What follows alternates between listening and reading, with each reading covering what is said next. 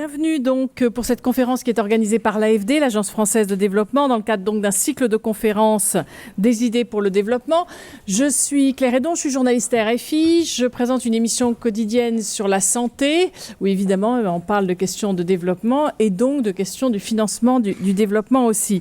Alors cette conférence a pour thème « Financement du développement derrière les chiffres, quelle vision ?»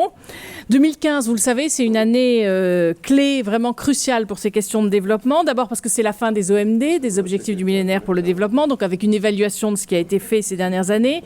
En ce moment même, à New York, il y a les négociations de cet agenda post-2015, des ODD, des objectifs de développement durable.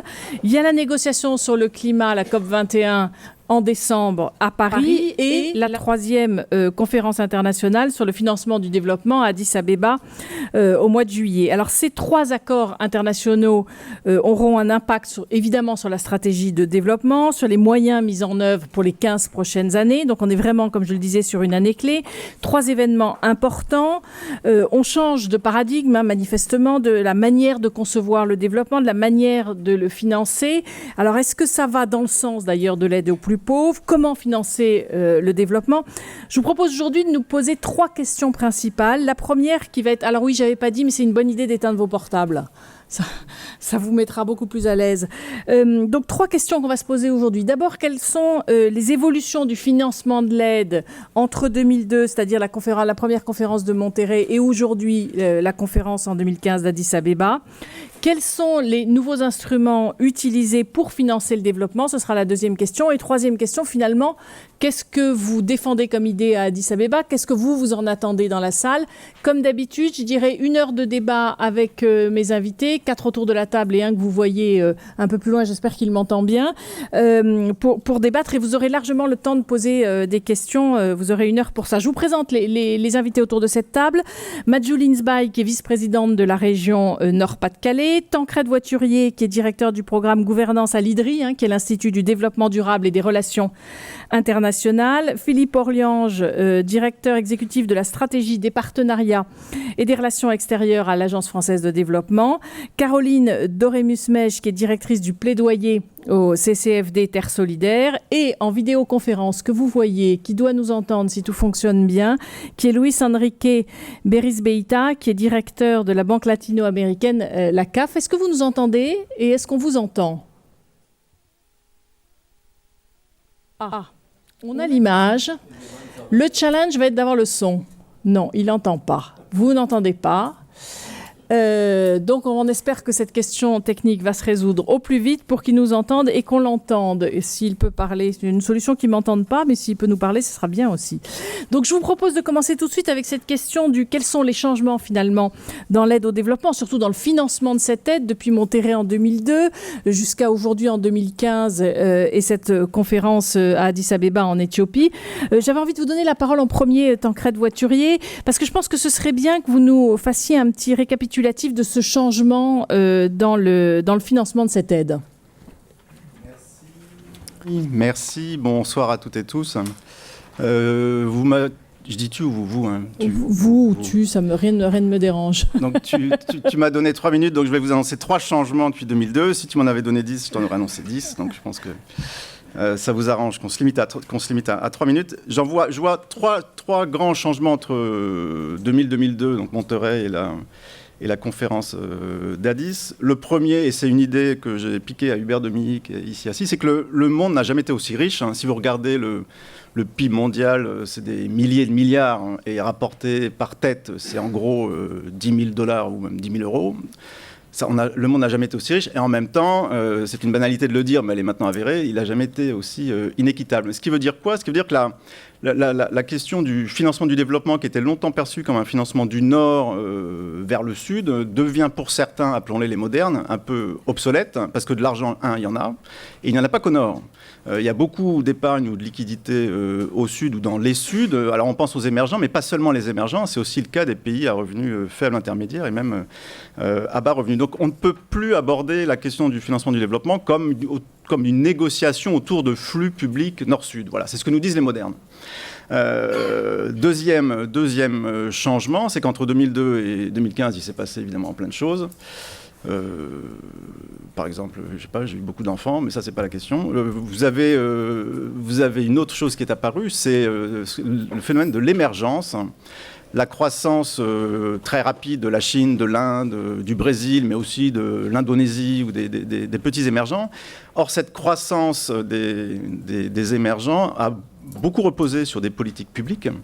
En conséquence de quoi, une des demandes des pays dans la négociation sur le financement du développement porte sur le renforcement de la capacité de mettre en place des politiques publiques. Or, Monterrey, avant les OMD, on ne parlait pas beaucoup de politiques publiques, on parlait beaucoup de projets de développement autour de ces OMD qui étaient très concentrés sur les personnes.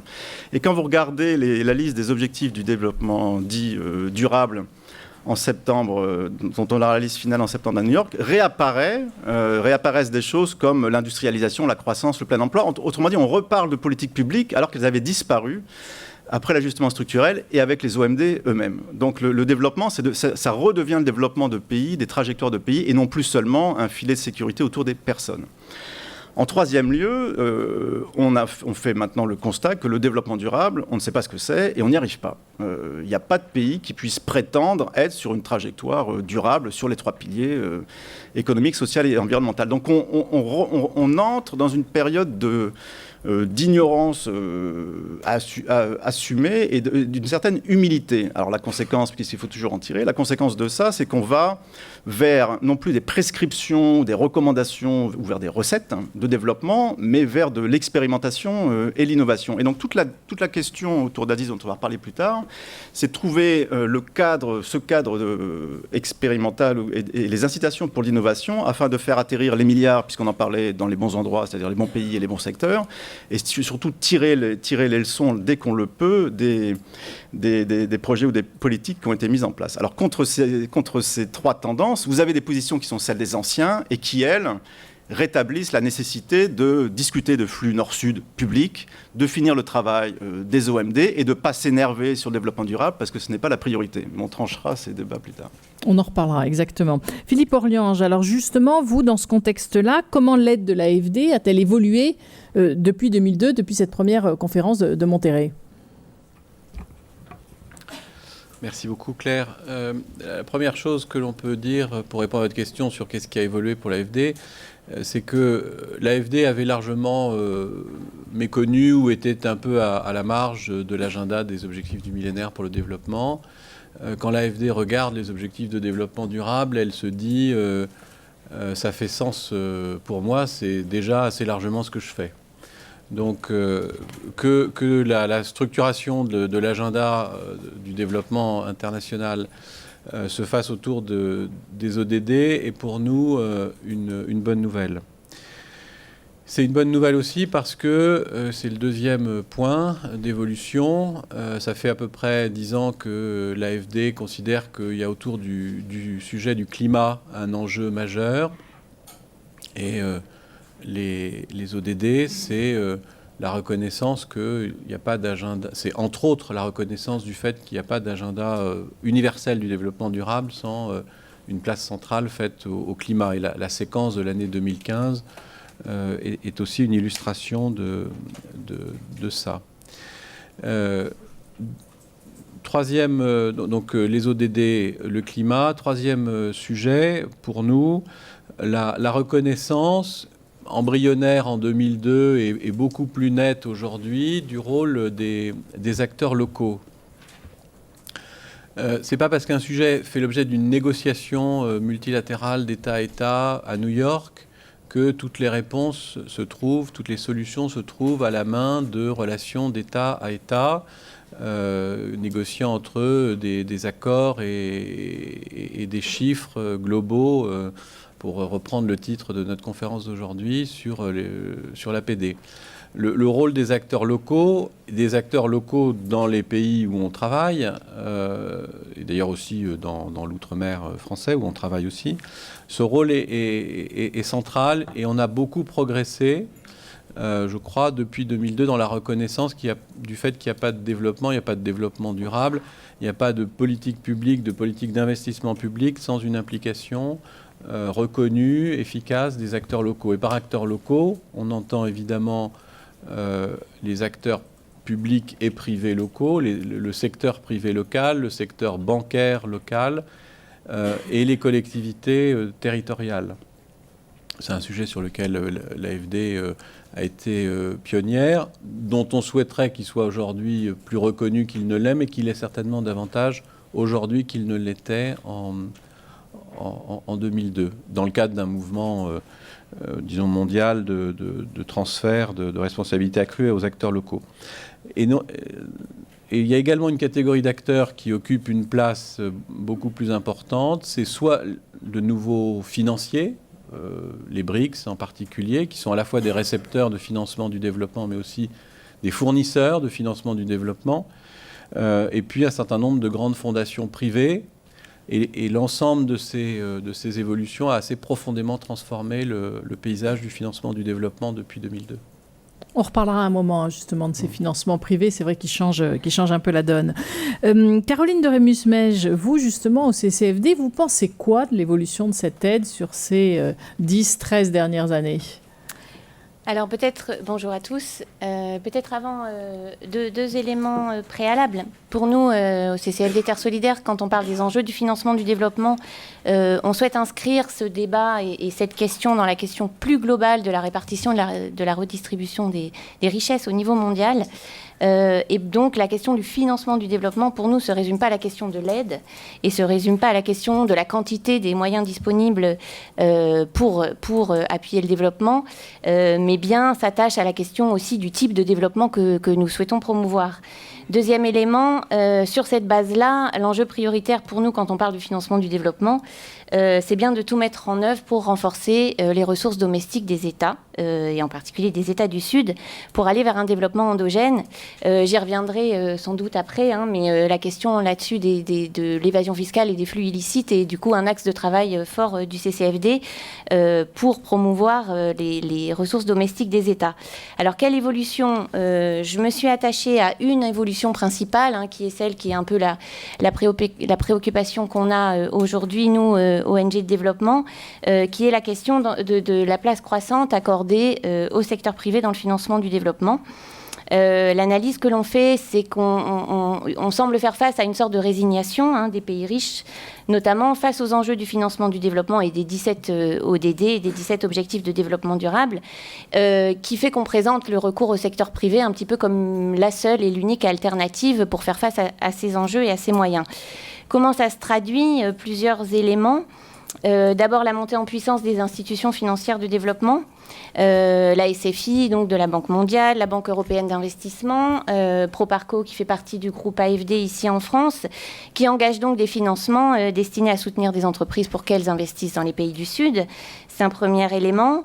L'apparition aussi de grandes initiatives internationales sur lesquelles on travaille, nous, notamment avec des partenaires dans les pays du Sud, comme la Nouvelle Alliance pour la sécurité alimentaire et nutritionnelle du G8, qui est une alliance donc d'États et d'entreprises destinée à sortir 50 millions de personnes de la faim en Afrique, et qui nous pose question, notamment au vu de ses objectifs, des modalités qu'elle met en œuvre pour cela, ou l'Alliance pour l'agriculture climato-intelligente, et là on rejoint la question du débat COP21, qui fait aussi la part belle à un certain nombre d'entreprises de l'agroalimentaire ou des engrais chimiques, et pour nous au détriment de l'appui aux agricultures familiales, qui est un petit peu notre cheval de bataille. Dernier élément, on a bien conscience que les pays du Sud peuvent constituer des territoires attractifs pour les entreprises, pour de nouveaux marchés, pour accéder aux ressources naturelles. C'est aussi ce que la France promeut à travers le concept de diplomatie économique, cher à Laurent Fabius. Et ça passe notamment, on y reviendra un petit peu, sur les nouveaux outils, par la promotion de cet effet levier, qui est l'idée de utiliser des ressources publiques pour lever des fonds privés, et qui parfois pour nous peut faire perdre de vue l'impact final sur le développement. Donc juste par rapport à ça, pour nous CCFD Terre Solidaire et ONG de développement, notamment regroupés au sein de Coordination Sud, tout investissement n'est pas forcément gage de développement. Ça l'est souvent, mais c'est parfois aussi le contraire qui se passe. On a parfois aussi violation des droits de l'homme, atteinte à l'environnement, déplacement de population. Et donc cette évolution-là est source de préoccupation pour nous aujourd'hui. C'est ça, il ne s'agit pas qu'il y ait des échanges économiques qui soient inégaux et qu'on compense en allant donner de l'argent par derrière. Je suis embêtée, j'ai l'impression qu'on a perdu Luis Enrique Berisbeita, à qui je voulais donner la parole. Je veux bien qu'on me tienne au courant de qu'est-ce qui se passe avec Caracas, puisqu'il devait être en lien en visioconférence de Caracas. Madjouline Sbaï, vous, en tant que vice-présidente de la région Nord-Pas-de-Calais, c'est-à-dire en tant qu'élu local, vous pensez quoi, vous, de l'évolution de cette aide par rapport à ce qui a été dit là par les trois intervenants précédents?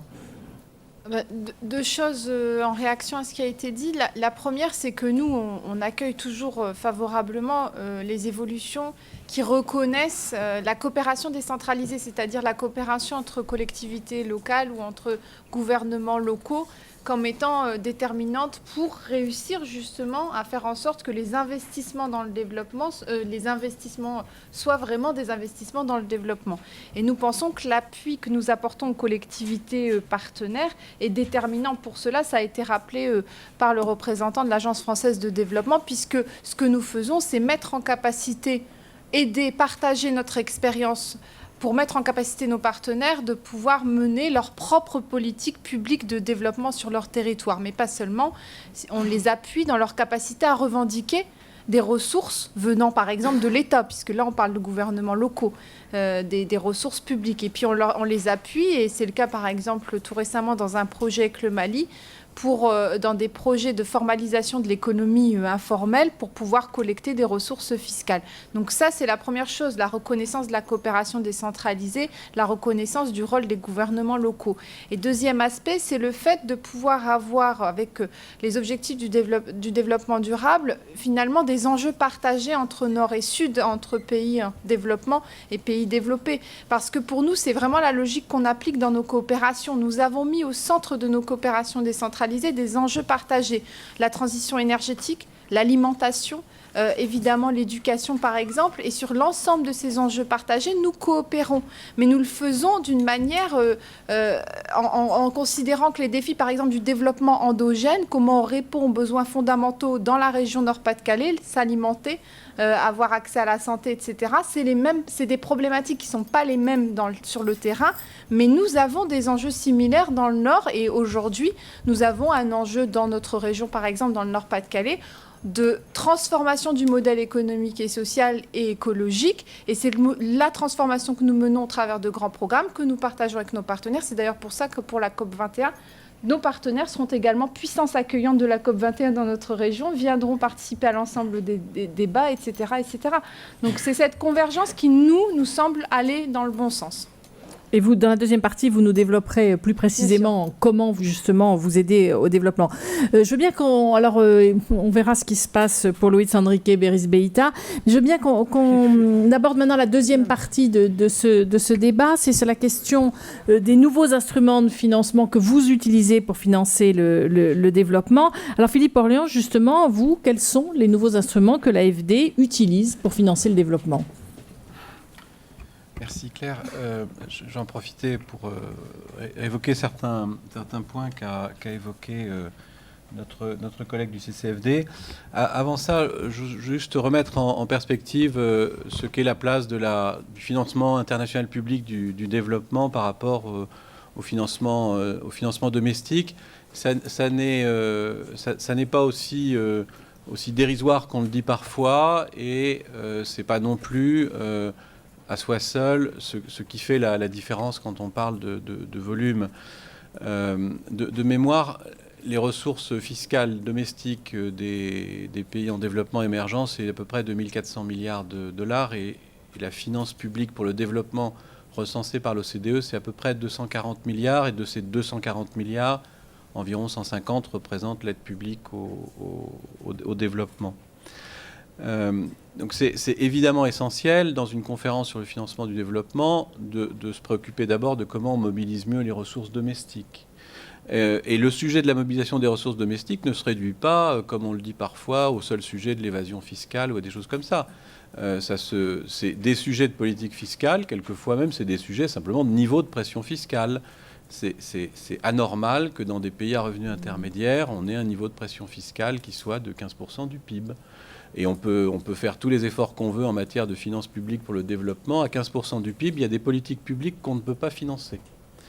On ne peut pas financer la transition écologique, on ne peut pas financer la transition sociale. Donc ça, c'est vraiment essentiel de le rappeler. Ce qui ne veut pas dire d'ailleurs qu'il n'y ait pas place pour des initiatives internationales d'appui à la mobilisation des ressources domestiques. Deuxièmement... Je vous interroge juste oui. là-dessus, mais est-ce que ça veut dire que de façon très concrète, quand vous négociez avec un pays dans le cadre de l'aide au développement, vous négociez aussi qu'ils mettent ça en application? Enfin, vous mettez ce sujet-là sur la table, comment vous faites? Non, c'est pas la négociation d'un financement n'est pas le lieu d'évoquer la politique fiscale du pays. Ces sujets. C'est à l'évidence une question de souveraineté nationale, mais Addis Abeba, c'est quoi l'ensemble cohérent de messages qu'on veut porter tous ensemble? Et à l'évidence, dans cet ensemble cohérent de messages qu'on veut porter tous ensemble, il y a le sujet de comment vous faites en sorte que votre État soit financé convenablement pour mettre en œuvre des politiques publiques qui soient rationnelles et écologiquement et socialement. Ensuite, le rôle de la finance publique du développement et le rôle de l'APD. Bon, il y a eu des éléments de nouveauté depuis 2002, par exemple la mise en place des financements innovants qui jouent un rôle important, même s'il faut là aussi resituer les grandes masses. Les financements innovants en France, depuis qu'on les a développés, les différentes taxes, en cumulé, c'est 1,3 milliard d'euros de recettes. Donc ce n'est pas non plus des dizaines de milliards. Alors ensuite, on peut toujours dire, oui, mais il faut une taxe avec une assiette plus large, etc. Certes, mais quand on regarde ce qui s'est fait, voilà ce que ça donne. Il y a des outils qu'on a commencé à développer depuis quelques années à l'AFD, comme on les a développés à la KfW avec l'Union européenne. On y a fait une allusion tout à l'heure. C'est les outils de mixage prêt-don. Alors, les outils de mixage prêt-don, c'est à la base du métier d'une banque de développement. Vous injectez un peu d'argent public, et avec cet argent public en subvention, vous avez un effet de levier sur une masse de prêts publics. Parce qu'on confond assez souvent, quelquefois volontairement, outils de mixage et financement public-privé. Non, le mixage, c'est d'abord le fait de marier des dons avec des prêts dans l'univers public, de la sphère publique. C'est le modèle, je répète, d'une banque, le modèle type d'une banque de développement, c'est le modèle de l'AID à la Banque mondiale, etc. Et ça permet des effets de levier qui deviennent un peu plus systémiques. Exemple des facilités européennes, 2 milliards et demi de dons injectés dans le système par l'Union européenne, 18 milliards de prêts, 44 milliards d'investissements. Donc quand la question que vous vous posez, c'est, pour reprendre le titre du rapport de la Banque mondiale, comment vous passez des milliards aux trillions, la finance publique du développement et les effets de levier, c'est plusieurs marches sur l'escalier qui amènent des milliards aux trillions. Mais il faut aussi garder une capacité d'agir. Alors ça, c'est pas nouveau. Ce qui est nouveau, c'est que la question, c'est de préserver cette capacité. Il faut garder une capacité d'agir avec un instrument très traditionnel mais indispensable, qui est les dons, la subvention. On ne peut pas faire notre métier si on n'a pas un volume de dons suffisant, parce qu'il y a des pays où la seule chose qu'on puisse faire, c'est financer en dons. Et puis, en descendant de l'échelle des montants, mais pas de l'échelle de l'importance, c'est clair qu'il faut des instruments financiers pour pouvoir travailler directement avec les collectivités territoriales. On a un peu innové ces dernières années, et l'État nous a confié la responsabilité du financement des projets des ONG françaises, et c'est un compartiment où les budgets disponibles augmentent. Donc la bonne boîte à outils, c'est celle qui permet de répondre à un grand nombre de demandes très diversifiées, qui permet de mobiliser des échelles de moyens qui sont ni anecdotiques, ni hors de portée. Et c'est ça le créneau d'un financier public du développement. Mais de façon assez concrète, quand même, l'évolution là sur toutes ces années, c'est que c'est de plus en plus de prêts et de moins en moins de dons. Je me trompe en disant ça ? J'ai toujours scrupule à dire à un journaliste qu'il ou elle se trompe. Mais vous pouvez. Je vous laisse le loisir de le dire, parce que je commence par dire ça. Mais un peu c'est une quand image même, fausse qu'on a ? Oui, c'est une image fausse, parce que tel que vous le présentez, c'est le prêt ou le don. C'est pas parce qu'on fait plus de l'un qu'on fait moins de l'autre, et c'est pas en diminuant les prêts qu'on fait plus de dons. Le défi, l'enjeu majeur, comme le disent les parlementaires depuis quelque temps, les pouvoirs publics, c'est d'avoir l'ensemble des instruments dont on a besoin pour notre mission. Et donc des prêts, on travaille dans les pays à revenus intermédiaires très majoritairement, voire quasi exclusivement avec des prêts, et des dons, parce que dans un certain nombre de pays moins avancés et de pays à faible revenu, on travaille surtout, pas uniquement d'ailleurs, mais surtout avec des dons. Merci. Madjuline Sbaï, alors justement, vous en tant qu'élu local, comment aidez-vous de façon très concrète? Comment soutenez-vous les localités des pays en développement? Est-ce que vous pouvez nous donner quelques exemples de ce que fait la région Nord-Pas-de-Calais?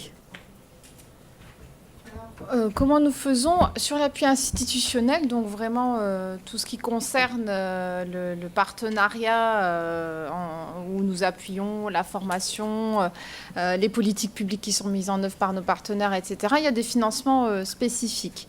Ensuite, nous avons aussi des financements spécifiques pour donc régions, 100% régions, qui sont apportés aux ONG de notre territoire, aux jeunes de notre territoire qui veulent mener des projets. Après, nous avons pour financer les projets de développement à proprement parler, dans tous les domaines, nous avons un système qui est le 1% Nord-Sud.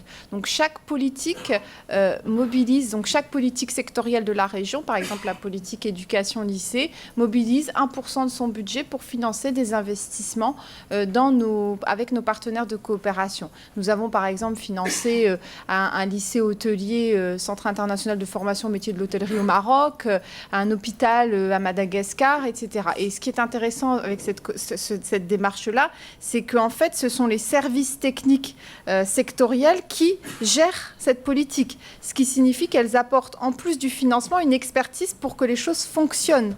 Et donc ça, c'est vraiment très important. Il y a aussi, évidemment, des partenariats.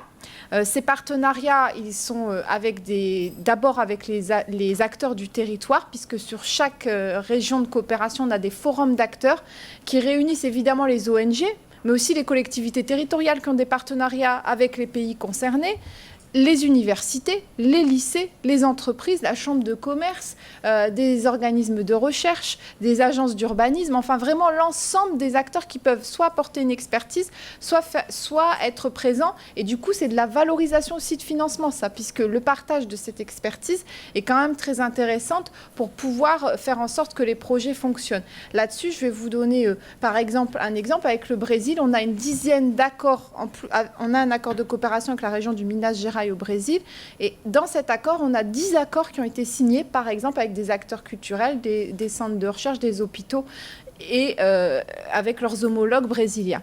Une dernière chose, et qui est pas loin d'être négligeable, qui est même très importante, c'est évidemment les financements qui sont apportés par des organismes nationaux qui contribuent à nos politiques de coopération. Par exemple, nous avons ensemble, avec l'ADEME et l'AFD, l'Agence française de développement, financer le plan climat de la région du Minas Gerais au Brésil. Nous avons aussi financé des programmes. Tout à l'heure, j'évoquais la nécessité d'avoir des projets partagés, c'est-à-dire des enjeux partagés. Nous nous sommes investis dans la région Nord-Pas-de-Calais sur les enjeux de climat. Nous le faisons avec nos partenaires. Et donc, par exemple, au Mali, lors du moment de la reconstruction après le conflit, nous nous sommes investis fortement avec l'AFD pour un programme d'installation et de développement de l'énergie solaire dans notre région de coopération, la région de Caille, ou encore sur les enjeux alimentaires qui sont les mêmes, je le redis, de nécessité de redévelopper une agriculture qui fournisse de l'alimentation aux habitants d'un territoire. Nous avons développé des programmes agroforestiers très importants dans notre région de coopération grâce à ce partenariat. Nous avons bien sûr le partenariat avec le ministère des Affaires étrangères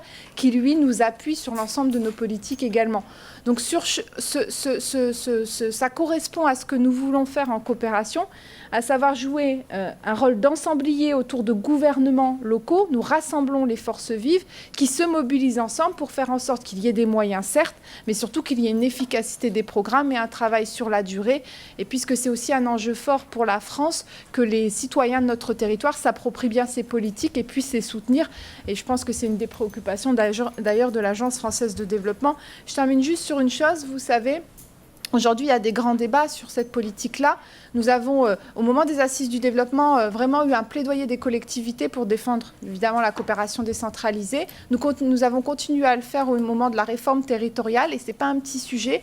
On en a débattu avec la ministre la semaine dernière. Je continuerai. On a un autre débat à Cités Unies France auquel je participe avec la ministre Lebranchu et différents représentants d'institutions la semaine prochaine. C'est un vrai sujet parce que ça a été questionné, la coopération internationale, par exemple, dans les compétences des régions. Et nous avons défendu cela. Demain, ce qu'il faudra faire, c'est vraiment faire en sorte que l'ensemble des acteurs, y compris les ONG, les institutions, continuent à dire à quel point cette contribution peut être utile dans le cadre des ODD et de l'ensemble des initiatives internationales pour le développement.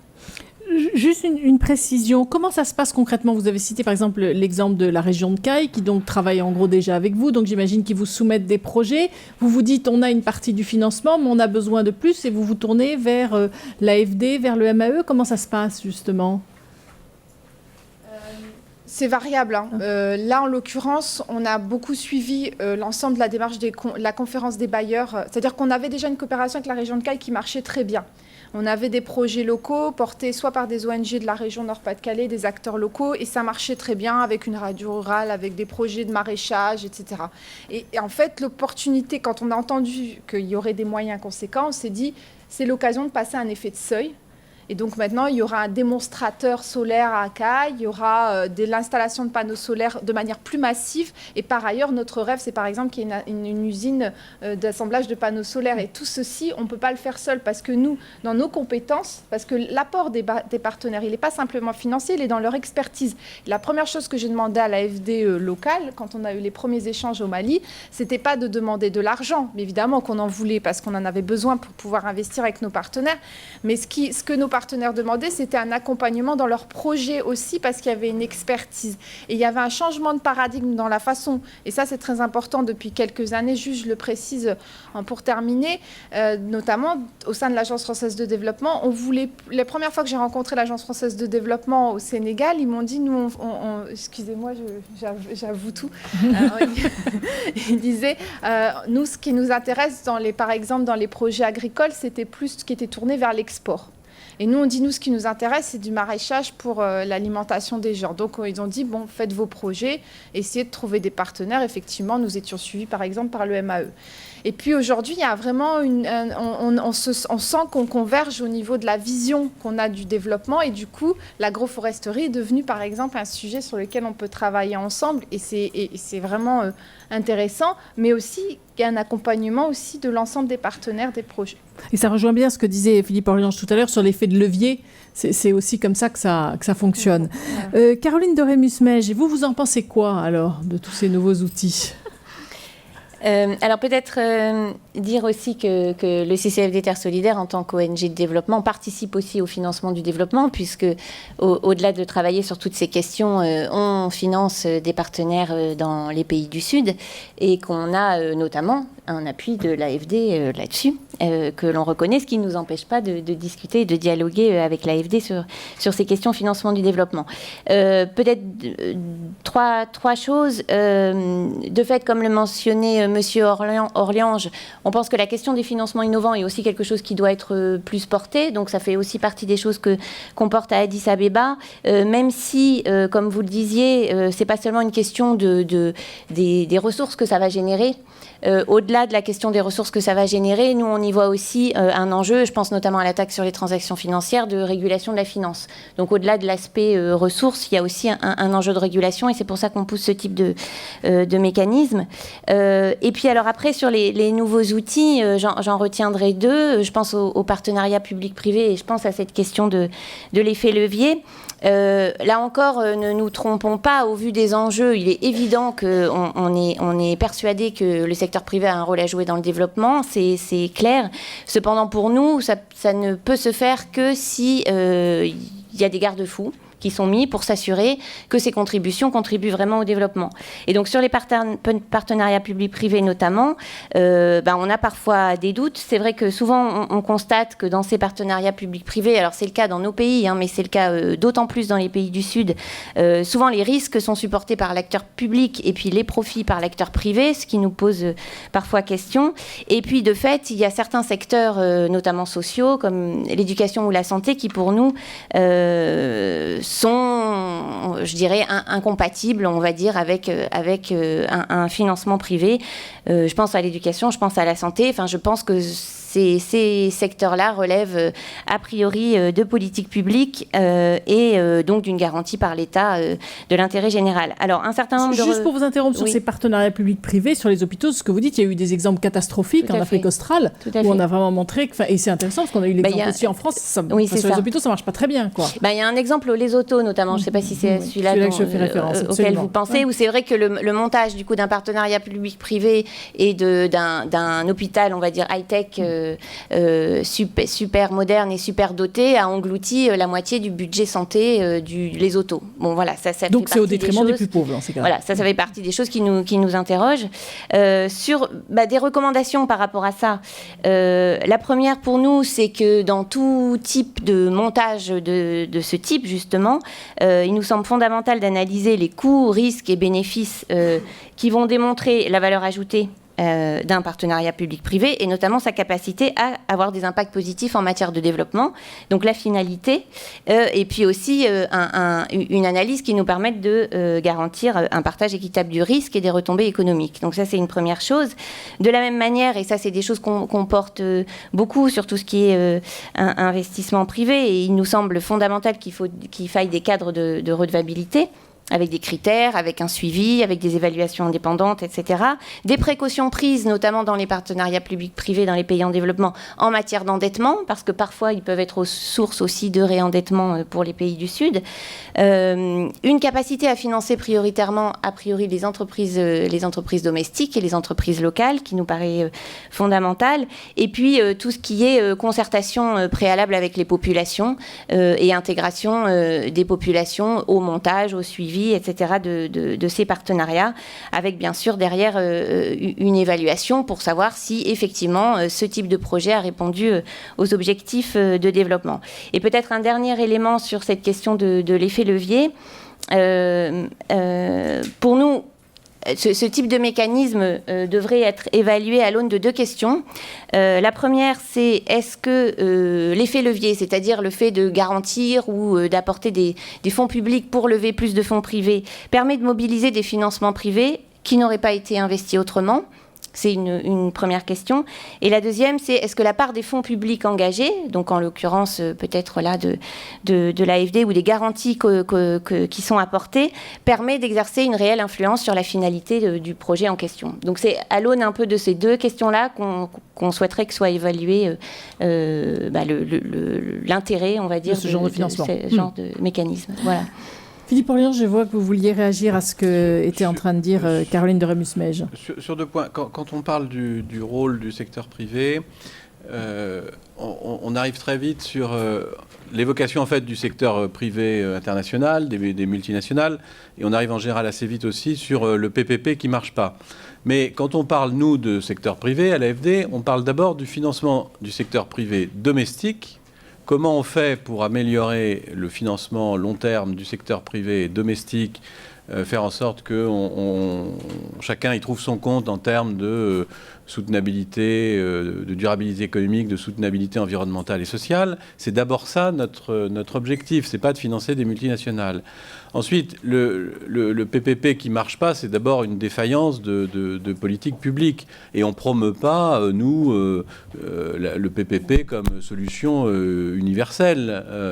C'est une réponse adaptée. On en a, dans certains cas, sous certaines conditions, y compris celles que vous avez mentionnées. Et on est bien placé en France pour connaître les PPP qui marchent et ceux qui ne marchent pas. Donc, il faut éviter de ramener la question du rôle du secteur privé à des acteurs internationaux qui seraient que des multinationales et des solutions qui seraient que des PPP qui ne marchent pas. Ça, c'est le premier point. Deuxième point, je répète que les outils de mixage prêt-don ont d'abord eu comme vocation de faire en sorte que des dons puissent permettre de mobiliser des prêts d'institutions publiques.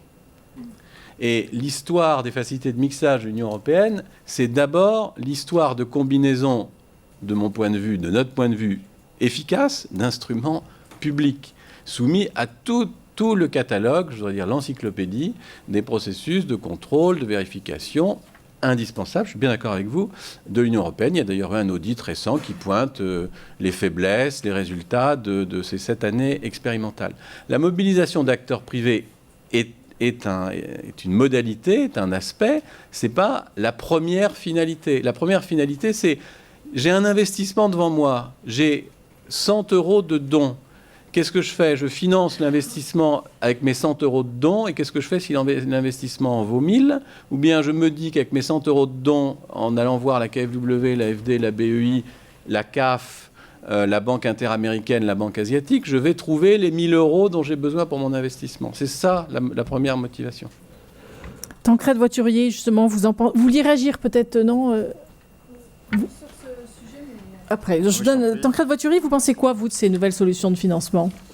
Qu'est-ce que j'en pense? Oui, sur les questions politiques autour de ces financements, puisqu'on va parler d'ADIS ensuite, relativement aussi à leur substance. Sur les financements innovants, ce qui ressort des discussions, c'est celle, il faut mettre les pieds dans le plat, de l'additionnalité de ces financements innovants.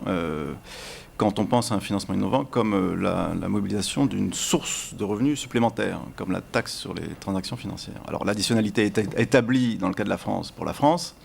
Mais la question politique après, c'est est-ce qu'elle est établie pour le budget financement du développement? Autrement dit, qu'est-ce qu'on fait de ces fonds supplémentaires? Et là, la question qui peut paraître un peu technique, qui est où trouver de l'argent en plus dans un pays qui est sous contrainte budgétaire très très serrée comme la France. En fait, ça ne se traduit pas par plus d'argent forcément pour les pays en développement. Donc je ne dis pas que c'est bien ou que c'est mal, mais c'est une réalité qui oblige à réviser aussi ce que peuvent produire des financements innovants dans un contexte de pays qui est sous forte contrainte budgétaire et sans forcément de grands champions, c'est à titre personnel que je le dis, de grands champions de la cause du développement parmi nos leaders politiques. Deuxième aspect sur les financements innovants aussi, qui là ne concerne pas la mobilisation de nouvelles sources, mais la réunion de partenaires qui ne travaillent pas forcément ensemble jusque-là et qui vont utiliser des instruments classiques comme la garantie ou des choses comme ça. Un atelier très intéressant qui était au crédit de l'AFD, organisé par cette maison il y a quelques temps, montrait qu'en fait ça peut marcher, ça peut avoir de très bons résultats, mais ça prend beaucoup de temps. C'est-à-dire que réunir des personnes qui n'ont pas la même perception du risque, qui n'ont pas l'habitude de travailler ensemble, qui peuvent déboucher sur des financements innovants de projets nouveaux, ça marche, mais ça ne va pas produire des masses et masses d'argent. Alors que si on se souvient de l'introduction qui disait le problème n'est pas de trouver des masses d'argent, c'est pas grave. Mais si l'espoir est de trouver des volumes très importants de nouveaux financements par ces financements innovants, en fait, ça prendra beaucoup de temps et on ne les trouvera pas, sans doute, en tout cas à court terme. Troisièmement, je souscris à ce qui a été dit sur l'effet de levier et sur le blending. La souplesse de la modalité du financement du développement de la France est remarquable. Ce qui manque, c'est beaucoup de pédagogie. On ne sait pas ce que fait la France et l'AFD. C'est parce que c'est très technique pour beaucoup de personnes. Je pense qu'il faut en faire la promotion dans le bon sens du terme. Et c'est aussi de la transparence et de l'information. Là, je plaide pour ma chapelle de chercheurs, qui est il faut qu'on sache un peu plus précisément quel est cet effet de levier. C'est une nécessité, j'en veux pour preuve, est à l'enseigne que l'OCDE a lancé un groupe de travail qui, je crois, doit produire des résultats dans 1 ou 2 ans pour savoir quel est exactement l'effet de levier d'instruments comme la garantie, des prêts syndiqués et autres. On ne sait pas. Et on a besoin de savoir pour avoir des discussions sereines et ne pas retomber sur des positions caricaturales entre prêts versus dons, parce qu'en fait, c'est très empirique. Il faut que ce soit évalué. J'aimerais bien essayer de donner la parole à Luis Enrique Berisbeita, qu'on a retrouvé. Est-ce que vous m'entendez d'abord? Vous allez me faire signe que oui ou non. Est-ce qu'on vous entend? Bon, je vous entends, Claire. Malheureusement, je n'ai pas entendu tout ce qui a été dit avant. La qualité du son des participants est très faible, donc je ne les entends pas. Mais je vous entends bien, je pense que je peux répondre. Très bien, voilà, exactement. Ce que je veux bien, c'est que... En gros, pour vous expliquer un peu où on en est, on a fait un peu un panorama de l'évolution de l'aide depuis la conférence de Monterrey au Mexique jusqu'à aujourd'hui. On a parlé des nouveaux instruments de financement. Et donc, j'aimerais bien vous donner la parole. Peut-être que ce serait bien d'ailleurs que vous nous disiez d'abord un peu quelles sont les particularités, parce que vous êtes directeur de cette banque latino-américaine, la CAF. Quelles sont les particularités de la CAF avant de nous parler justement de ce que vous faites en termes d'évolution dans les financements? Bon, frère, je vous remercie. Les particularités de la CAF, c'est que c'est peut-être la seule institution financière multilatérale qui est presque exclusivement propriétaire des pays en voie de développement, spécialement de l'Amérique latine. Cela nous fait presque unique dans ce monde de financement multilatéral. Nous avons évolué d'une institution subrégionale de 5 pays membres à ce que nous sommes aujourd'hui, une institution de 19 pays membres qu'on appelle la Banque de développement de l'Amérique latine. Les seuls pays qui ne sont pas de l'Amérique latine ou des Caraïbes, c'est l'Espagne et le Portugal. Mais cela veut dire que essentiellement nous avons personnalité latino-américaine et donc nos politiques sont endogènes à la région. Nous avons des très solides politiques financières, des crédits, des politiques sociales, des politiques de l'environnement, mais elles sont essentiellement latino-américaines. Dans notre manière de travailler, il n'y a pas de pays donnants, de pays qui apportent des ressources et de pays qui les reçoivent. Tous nos membres, même l'Espagne et le Portugal, en fait, sont des pays qui apportent du capital, mais aussi des pays qui reçoivent du financement. Il n'y a pas de droit de veto à aucun pays. Et nous avons un directoire de très haut niveau, intégré par des ministres qui ont une capacité de décision automatique, si vous voulez. Nous n'avons pas un directoire permanent de fonctionnaires qui doivent consulter leur capital. Donc, cela nous donne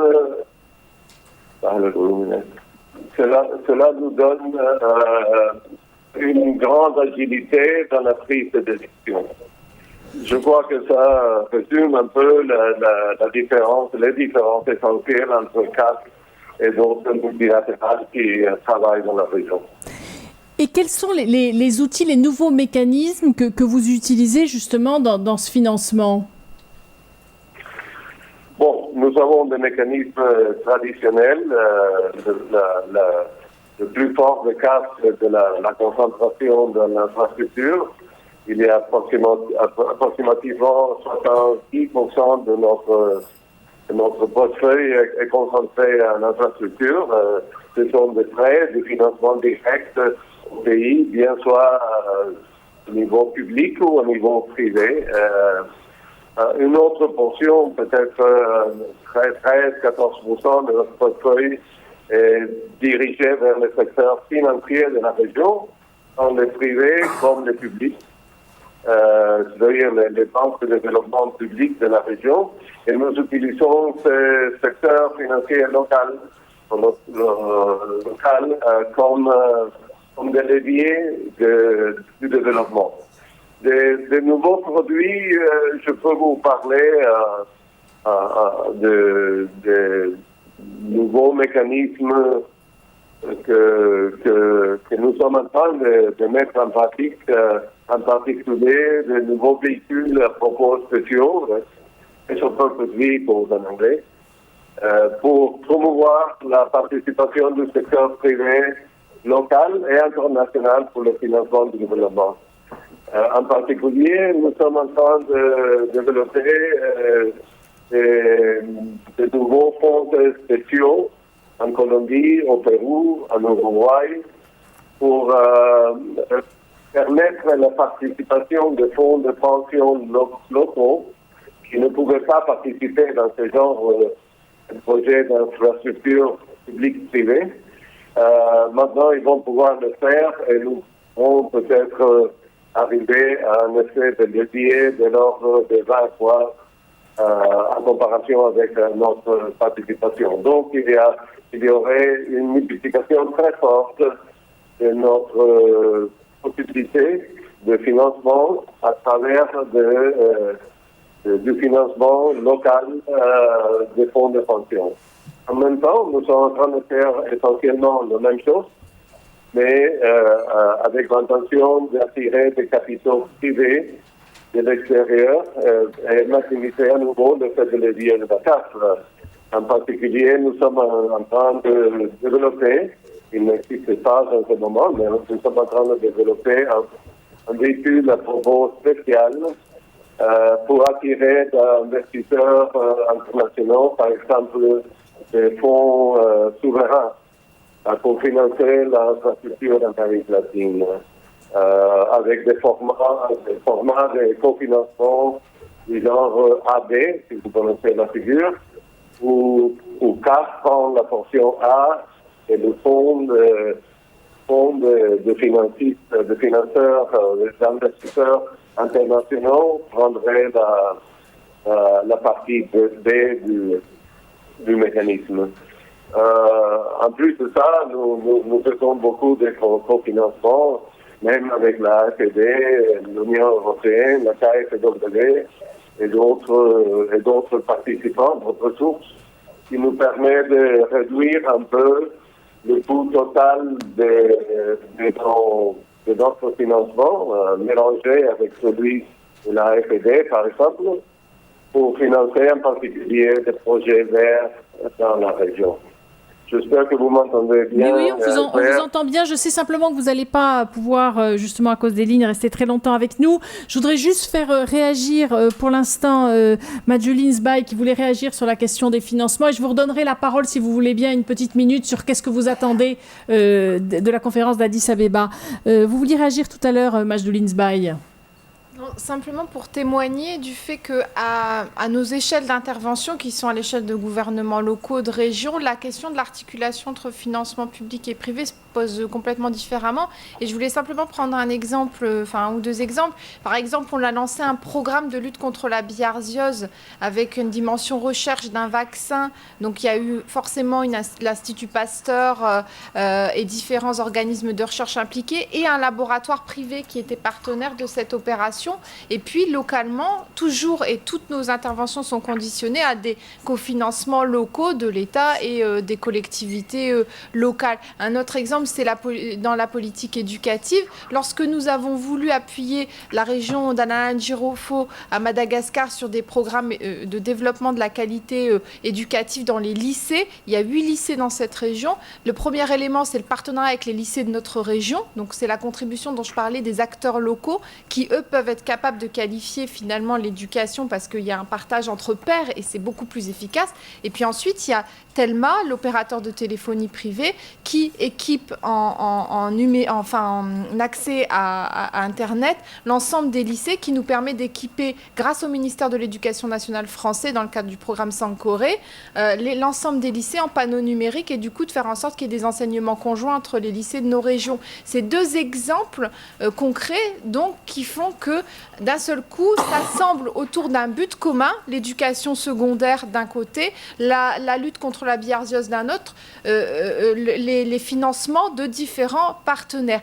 Et par contre, il y a un projet, et si je voulais prendre ce contre-exemple, le projet, toujours à Madagascar, d'accès à la santé par l'ethnopharmacologie, où nous avons refusé des financements privés. Pourquoi ? C'est porté par une ONG de la région Nord-Pas-de-Calais, mais simplement, le problème de l'ethnopharmacologie, c'est qu'il peut y avoir du brevetage, il peut y avoir de l'exploitation à des fins commerciales de ces principes actifs qu'on va découvrir dans les plantes, et que le but premier du projet que nous soutenions, c'était bien sûr de valoriser la biodiversité pour la santé des villageois avant tout, et pas pour qu'il y ait de nouveau de la surexploitation de la biodiversité, comme c'est le cas malheureusement dans cette région du monde. Donc là, on a dit non et on fait que du financement public pour éviter le risque de partenariat qui pourrait mal tourner. Je voudrais un rapide dernier tour de table avant de donner la parole à la salle sur cette question du qu'est-ce qui va se négocier à Addis Abeba. Vous demandez quoi? Vous en attendez quoi? Philippe Orlian, je vais commencer avec vous.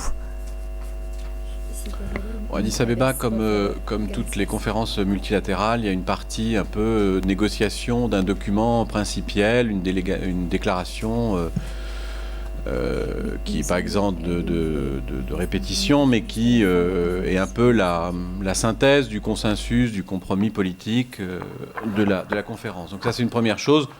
On n'est pas, en tant qu'institution de financement du développement, directement impliqué dans cette partie-là. Mais il y a deux autres sujets qui nous concernent plus directement et sur lesquels je vais m'attarder. La première conséquence, le premier résultat attendu d'Addis Abeba, c'est de réunir les ODD et le financement du développement qui va avec. C'est-à-dire avoir en termes de moyens de mise en œuvre, y compris financiers, quelque chose qui soit cohérent compte tenu de ce que va être l'agenda du développement incarné par les objectifs de développement durable. Ou pour le dire différemment, c'est d'éviter qu'on se retrouve dans une situation où il y a des silos qui se créent. Il y a un silo financement du développement, il y a un silo ODD, puis à la fin de l'année, il y aura un silo climat, et tout ça est traité différemment, alors qu'en réalité, le défi, c'est bien de se dire, on a face à nous les objectifs du développement durable, le climat fait partie de cela. Et donc, en face de ces défis collectifs, il faut une réponse, notamment financière, qui soit collective et qui soit cohérente. Ça, c'est la première chose. La deuxième chose, c'est qu'il faut prendre acte, saluer, encourager, pousser au développement du rôle d'acteurs centraux dans le financement du développement. Et j'en citerai juste un, ce sont les banques de développement. Une des choses qui a changé depuis 2002, c'est bien l'apparition sur la scène internationale de banques de développement, et notamment celles qui sont regroupées dans un club qui ne fait pas la une des journaux, mais qui a son importance, qui est l'IDFC, International Development Finance Club, qui regroupe 23 banques de développement, 3 du, entre guillemets, Nord, AFD, KfW, JICA japonaise, une banque russe, et toutes les autres sont des banques issues de pays en développement ou de pays émergents. Et ce sont des acteurs du financement domestique, ce sont des acteurs qui ont des alliances. Nous avons une alliance privilégiée de grande qualité avec la CAF, par exemple. Et la capacité d'agir collectivement de ces institutions doit être reconnue. Parce que c'est des éléments de solution à la problématique du financement, c'est des éléments de solution à l'intégration du climat dans le financement du développement durable. Et c'est aussi quelque chose qui montre que la vision nord-sud un peu traditionnelle est aujourd'hui dépassée par des coalitions d'acteurs qui se mettent ensemble pour résoudre les problèmes qui relèvent de leur mission. Luis Enrique Berisbeita, j'aimerais bien vous poser la même question. Je crois qu'on a été coupé à ce moment-là, donc vous ne l'avez pas entendu. Mais c'est qu'est-ce que vous attendez, qu'est-ce que vous demandez à Addis Abeba? Vous attendez quoi d'une conférence comme celle-là?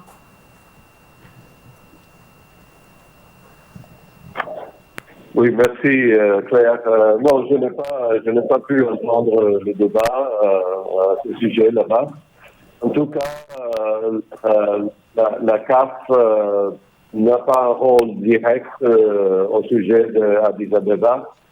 Je crois que l'important ici, c'est que toutes les formes de financement sont nécessaires dû au fait de la magnitude des besoins du financier de développement. La plupart des besoins financiers doivent être satisfaits par les pays même d'une manière ou d'une autre. Après ça, il y a évidemment les marchés où nous participons comme CAF pour intermédiaire des ressources internationaux vers la région. ça joue un rôle très important. Je dirais, un troisième niveau, ce sera le rôle des organismes de développement, comme la CAF, comme le IDB, le Banque mondiale, etc., la FED, qui pourront faire une contribution pour le financement du développement. Et finalement, évidemment, c'est très important, ce qu'on appelle l'aide publique au développement, l'APD, c'est une source très importante de financement, spécialement de financement affaibli, de financement concessionnel, si vous voulez, pour les pays les plus faibles en particulier. Dans le cas de l'Amérique latine, ou en tout cas des membres des CAF, la plupart d'entre eux ne classifient pas en général pour le financement très, très concessionnel, parce que ce sont des pays à revenus intermédiaires, si vous voulez.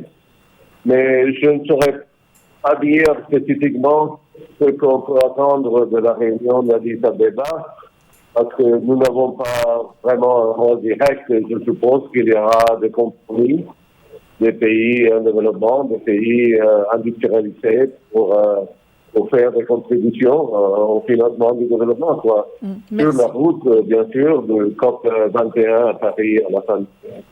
Merci. Vous restez en ligne avec nous jusqu'à la fin. Vous me faites signe quand vous avez envie de reprendre la parole. Caroline de Rémus-Mège, alors vous en attendez quoi de cette conférence d'Addis Abeba? Vous demandez quoi? Ça va pas forcément vous surprendre puisque j'ai déjà un petit peu parlé des deux aspects principaux pour nous. De fait, comme le disait Monsieur Orliange, ce qui va se passer à Addis Abeba, c'est des négociations entre États qui vont aboutir à une déclaration. Donc, on va pas aboutir à un accord qui va contraindre les États à des choses, enfin voilà, sur des choses vraiment contraignantes. Par contre, on attend des engagements forts, et en particulier sur deux aspects. Comme je l'évoquais tout à l'heure, sur cette question des ressources domestiques, nous sommes très mobilisés sur la question de la lutte contre l'évasion fiscale.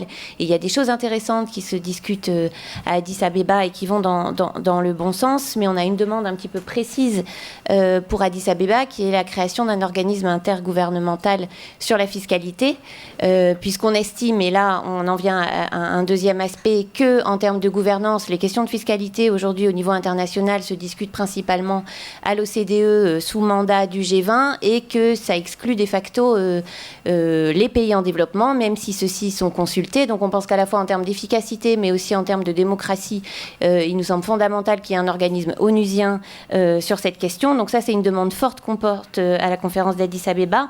Et puis la deuxième chose, c'est effectivement des garde-fous pour encadrer le secteur privé et l'implication des acteurs privés dans le développement.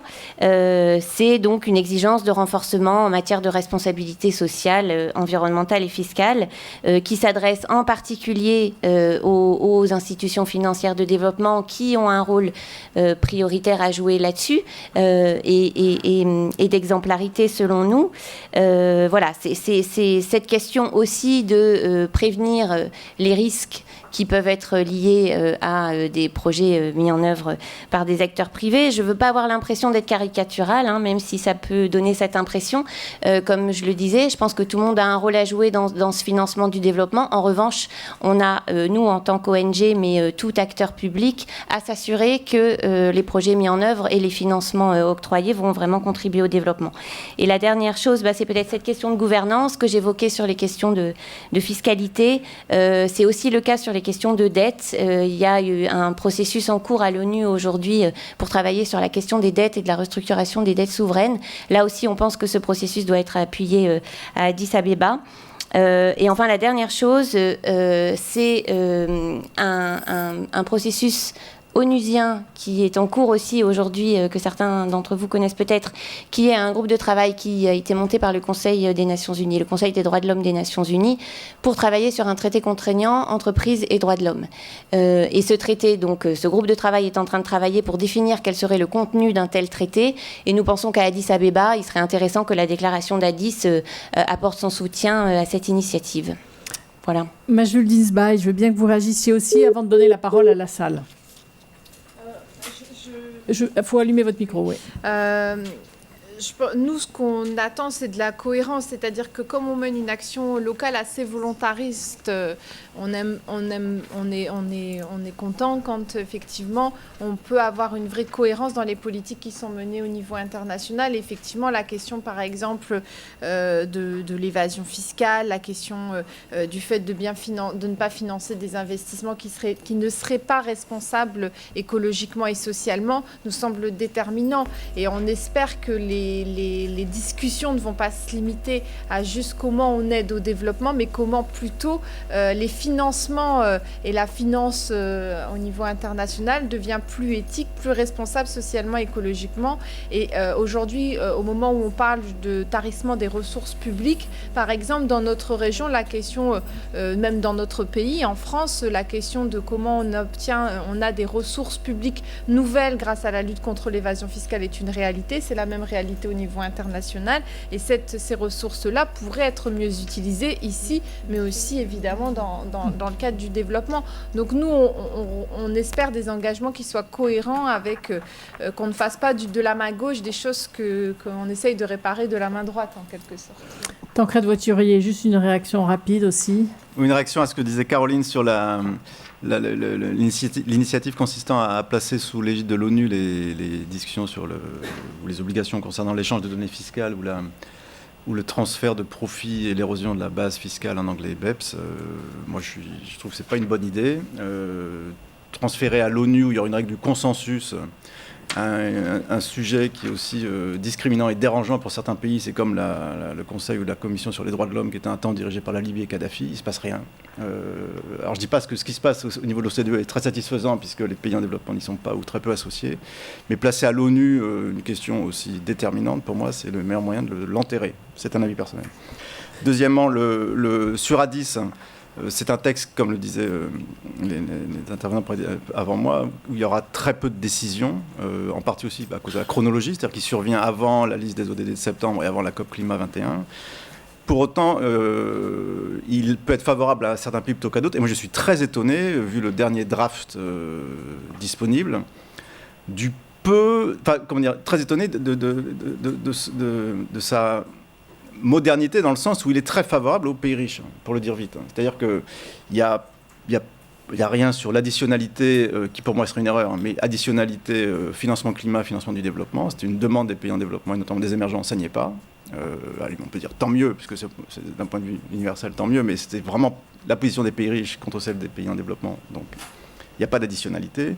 Sur le 0,7, c'est ultra mou, c'est-à-dire le résultat du Conseil européen du 26 mai qui dit en gros on va atteindre les 0,7% si tout va bien dans le calendrier. Consacré le 0,7% du PIB à l'aide publique au développement. On va l'atteindre si tout va bien en 2030. Ça a été applaudi, donc c'est dire à quel point on est loin. Je ne dis pas que c'est un bon ou mauvais objectif, mais en politique, ça signale simplement que les pays en développement n'ont pas grand-chose. Et il n'y a rien sur les 50% de l'APD qui doit être alloué Enfin, mais c'est fragile, c'est fragile. 50% de l'APD qui devrait être consacré alloué au PMA. Aux pays les moins avancés. D'accord. Et moi, le grand mystère, c'est est-ce que les pays émergents, les pays en développement vont sortir de leur torpeur au dernier moment, ou est-ce que finalement, si ce texte est moderne, eux, ils ne sont pas ultra modernes.